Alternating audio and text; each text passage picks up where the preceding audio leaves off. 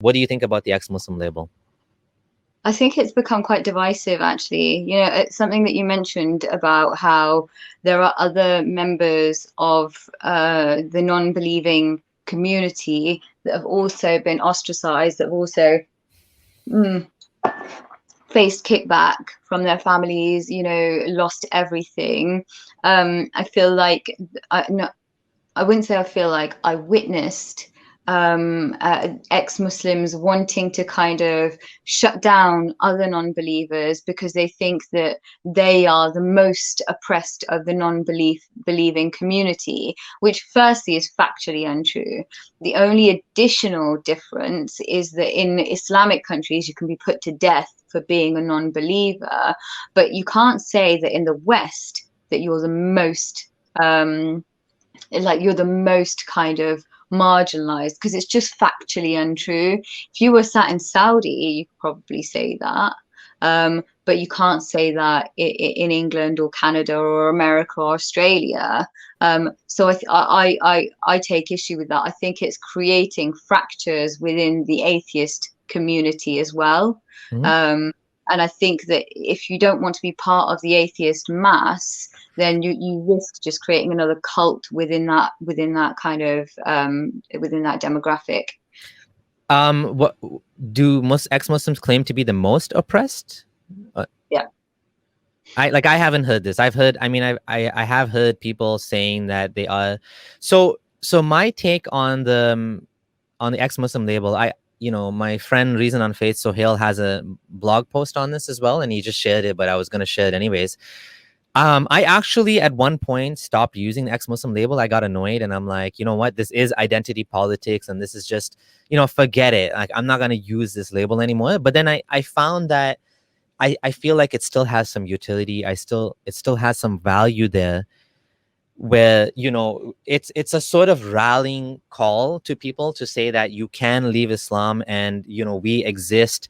The name I think came up was I don't know if it's Miriam Namazi came up with it, and then ex-Muslims of North America obviously used the label as well, as Sarah Haider and Muhammad Syed, and it became like a thing. Like in among Christians, you don't usually find Christians call themselves ex-Christians. There is an ex-evangelical sort of thing they use.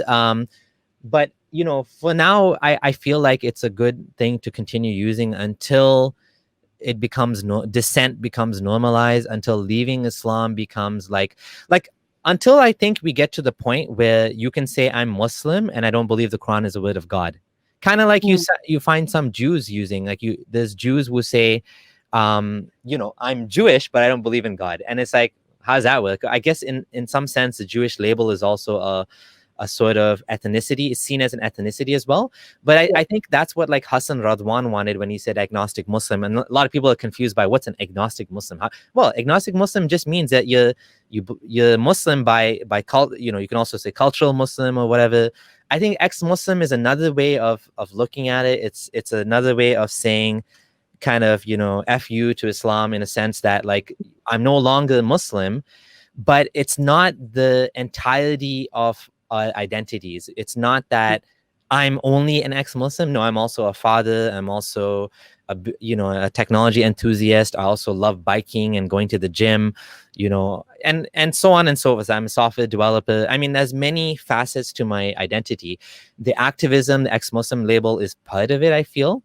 So yeah, that's my take on it. I mean, that's it, right? So the ex-Muslim label has become this thing that's all people see. You're right, it does feed into identity politics, and for that reason, it has become incredibly divisive, actually. The issue with identity politics is, rather than saying that they want equality, they're asking for us to be treated better than other communities, for us to get special rights. I think when that stops, then I'll be a bit more convinced that on it by itself, it's an important label to have. That isn't what I see, sadly. Atheists within and non-believers within the kind of Muslim context have existed since the beginning of Islam. Blasphemers have existed since the beginning of Islam. So why do we need this new label right now? I'm still really not convinced by it. I think in terms of making the point that it is only Muslim countries that still kill non-believers, that is important. But apostasy of all kinds is landing people, Yeah. getting people killed. Yeah. Dissent Yeah. of all kinds is getting all kinds of people killed.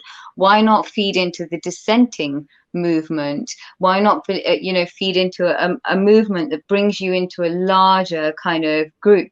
Why this separatist sort of movement? And within that, there have been conditions attached. Being an ex-Muslim that criticizes ex-Muslims means that you no longer get the support from ex-Muslims. I can attest to that for goddamn sure. Mm. So there's that thing. But then to me, certainly what I felt was, so you leave Islam and then you lose your family and community, and then you decide that you no longer buy this whole ex-Muslim stuff, and you lose your family and your community, or the new family you've built within that. Yeah. So what's the difference? There is none. It's just Yeah. another cult that came out of a cult. To me, right now, that's what I'm certainly seeing. Mm. And this cult is become fashionable within that cult to attach new identities so that you can still remain relevant. I'm I don't know, LGBT ex-Muslim or whatever. They're kind of always wanting to.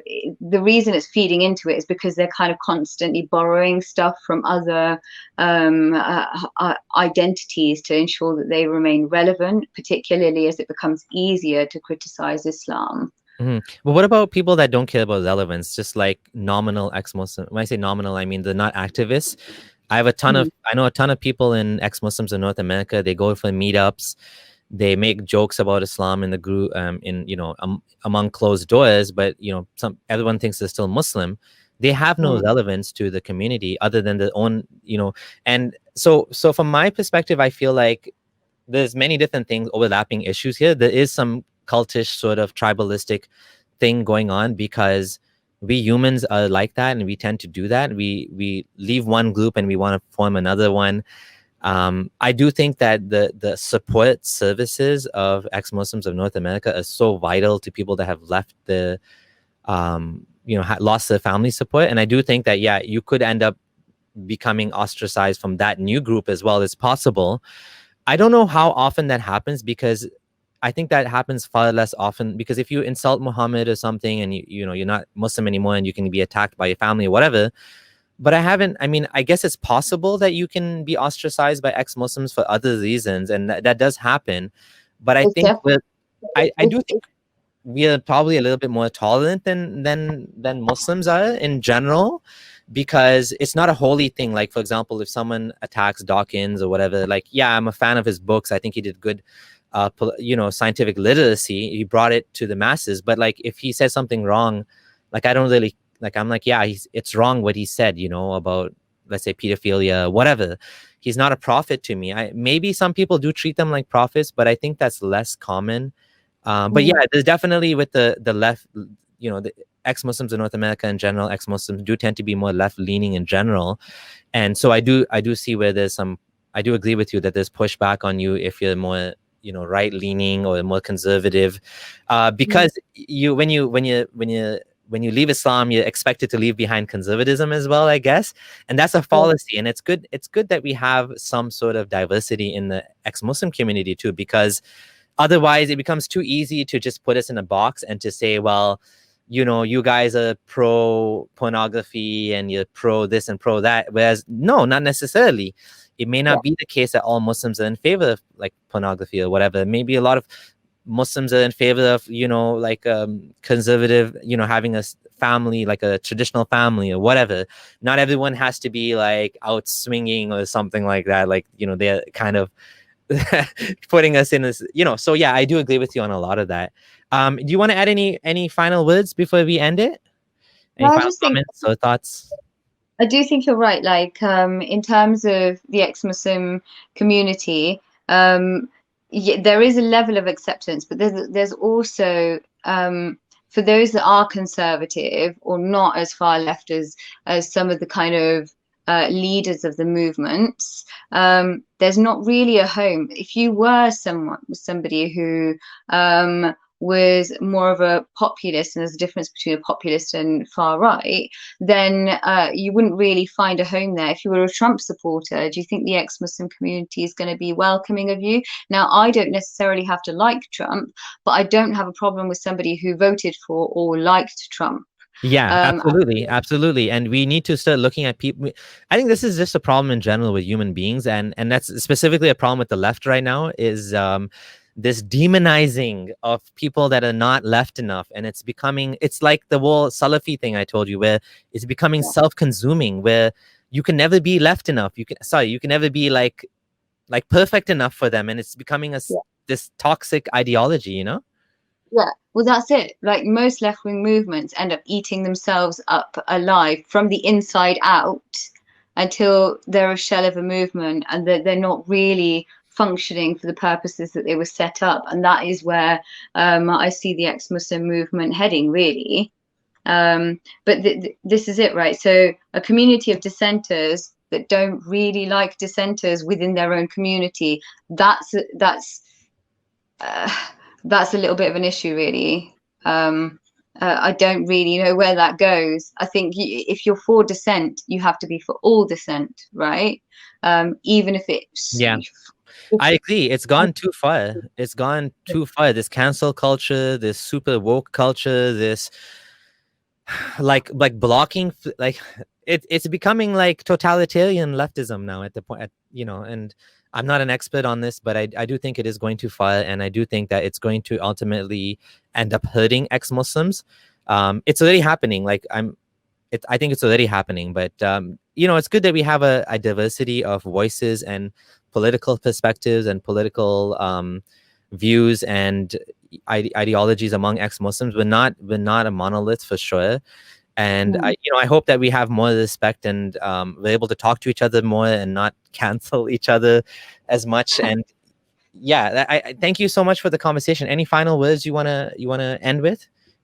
No, I mean, if you guys could plug For Freedoms, that would be really, really good. We've only just started. Our first video, like first preview, went up today. So we're hoping to kind of build on that. Would really like that. But other than that, no, I think we're good. It was a really good conversation. Thank you for having me. Okay, wonderful. All right, thanks everyone, and see you guys again at the next live stream. Bye. Thank you.